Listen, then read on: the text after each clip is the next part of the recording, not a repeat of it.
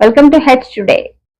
అమరావతిలోని రాష్ట్ర సచివాలయంలో మహిళా సంఘాల ఐక్యవేదిక ప్రతినిధులతో సమావేశం. మహిళల భద్రత, బాలిక విద్య, ఆరోగ్యంపై వారి సూచనలు, సలహాలు తీసుకున్న హోంమంత్రి అనిత.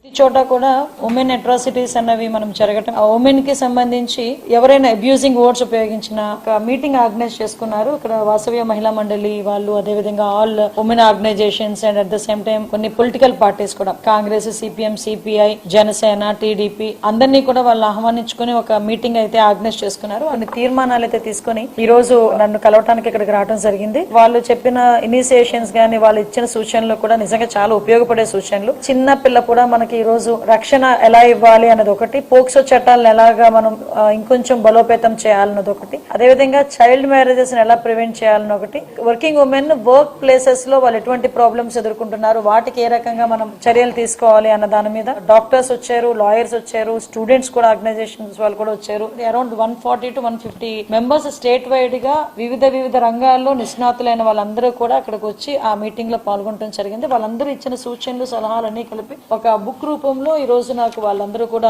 నాకు సబ్మిట్ చేయడం కూడా జరిగింది. ఈ రోజు ఉమెన్ గురించి చాలా నీచాతి నీచంగా మాట్లాడే సంస్కృతి ఎక్కువైపోయింది. అది పార్టీలలోనే కాదు, ఈవెన్ ఉద్యోగాలు చేసుకున్న ఆడవాళ్ళ గురించి కూడా ఇలాగే మాట్లాడుతున్నారు. కాబట్టి చట్టాలని బలోపేతం చేసుకోవాలి. ఐటీ యాక్ట్ 66/A, ఆ యాక్ట్ కూడా దాన్ని కూడా కొంచెం అమెండ్మెంట్ చేయాలి. ఇప్పుడే న్యాయ నిపుణులతో కూడా కొంత చర్చించి వాళ్ళ దగ్గర నుంచి కూడా ఒక ఫీడ్బ్యాక్ తీసుకొని ప్రత్యేకంగా వీళ్ళ నోటి నుంచి ఒక మాట వచ్చిందండి. నిజంగా నేను కూడా చాలా ఇంప్రెస్ అయ్యాను. మన చట్టాలు మనమే తయారు చేసుకోవాలి, మన గౌరవాన్ని మనమే కాపాడుకోవాలి. ఈ పదం వాళ్ళ దగ్గర వచ్చిన తర్వాత ఒక అవేర్నెస్ అన్నది వస్తుంది అన్నది నేను చాలా హ్యాపీ ఫీల్ అయ్యాను. ఎందుకంటే ఈ రోజు రాజకీయాలు ఈ రోజు ఒకలా ఉంటాయి, రేపు ఒకలా ఉంటాయి. నోటికి వచ్చినట్టు మాట్లాడేసి వెళ్ళిపోతే ఆ రాజకీయాల వల్ల తగిలిన పెయిన్ ఏదైతే ఉందో వాళ్ళు ఒక్కలే కాదు, ఆ లేడీస్ ఒక్కలే కాదు, వాళ్ళ కుటుంబ సభ్యులందరూ కూడా పడే పరిస్థితులు కనిపిస్తా ఉన్నాయి. రాజకీయాన్ని పక్కన పెట్టి వ్యక్తిగత విషయాల గురించి మాట్లాడడం, పర్సనల్ గా అటాక్ చేయడం, వ్యక్తిత్వ హననం చేయడం, క్యారెక్టర్ అసోసియేషన్ చేయడం, ఇలాంటివన్నీ కూడా మానుకోవాలి. ఇలాంటి వాటి మీద కఠినమైన చట్టాలు తీసుకురావాలి అని ఈ రోజు ఉమెన్ ఆర్గనైజేషన్ వాళ్ళందరూ కూడా నా దగ్గరికి రావడం జరిగింది.